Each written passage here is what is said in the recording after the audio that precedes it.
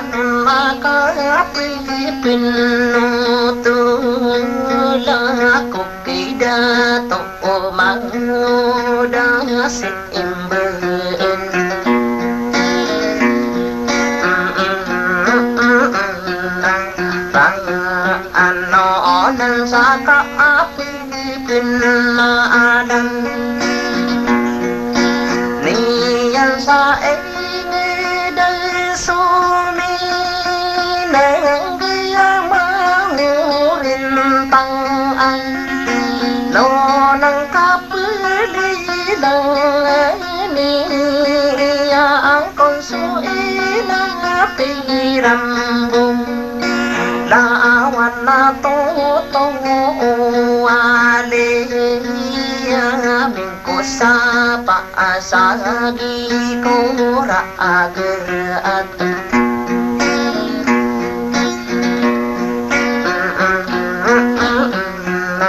Rang anoon maayakan diiging Ngiyang ko nanguwaran Nangangiyan na gusto umilong sa adaan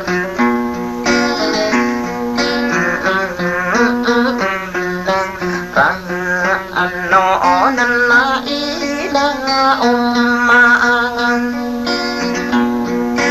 rana na kalibiyang ginang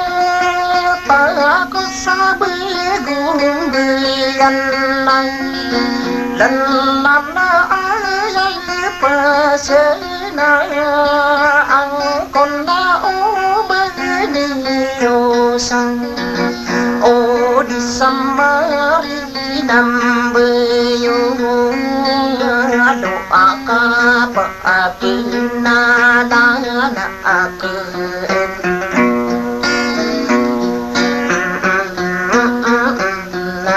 rang ano ng kainan umindang reidaya bilang bekiro sana ay apiti kirang rang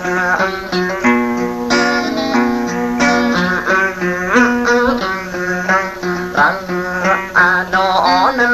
paanam mangkokong tolo sa kapan malay ni ko susuminandigan ingin na di ko din bilingan no di kan mapang di lang sopi laging di ngono riyama ko orande bae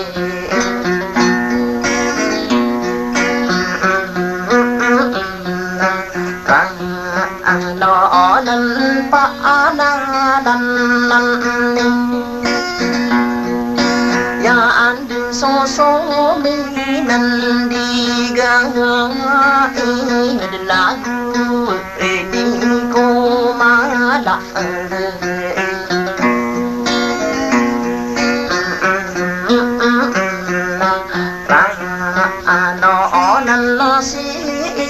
kiyaapan pagi ko lang ko ngan mali pantok ka di ini yan năm bơ ta yan đâu ăn đi un man đi ro ma cái đa số mình nang gina đi bu tan to ma nang gina ka ba antaya ni ande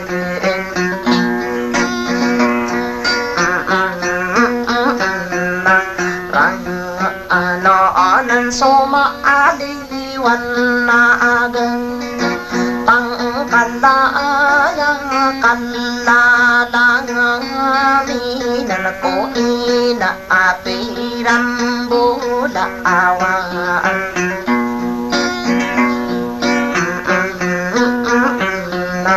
rang ino nan na pa na dan na ani yan din na sayan na pay kay ranong kakagikan ng yonan na mi bali day din sa ader sumari gay pagkang giling nga aya kato tong ko pan ko to ya ame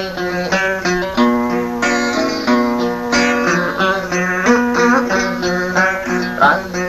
ino onan aya kandeging iyan ma adano ko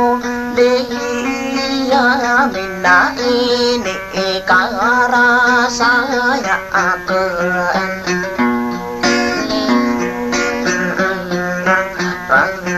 ano nan na o pa kenegang kung kanan doa kati ay kung kakapagi dai kung sa kaubenang suto tula anon nakamani sangkang ulang kaaya pikiran kang na umi iya labisida ada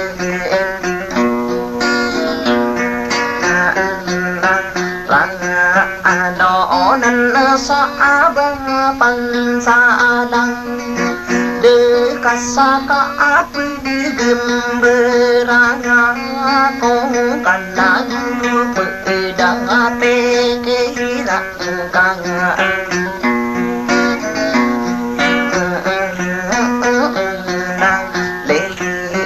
iya amin ayya pikiran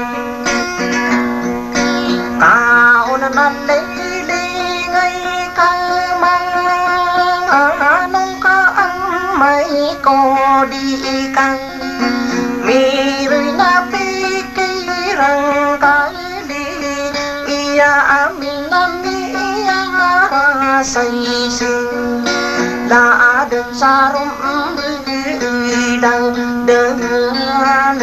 kanainang ona deya amin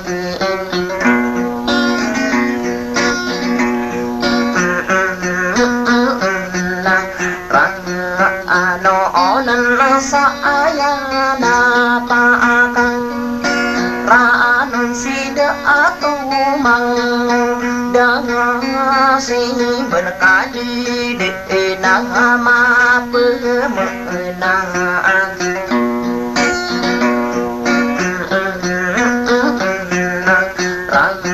ano onan da agin di nguling ya mina go bo kai pen da sida to mang udan simban ai kan de mi na ina onna de ya minna pi rang kang le ya minna na mi ku bung ge na atang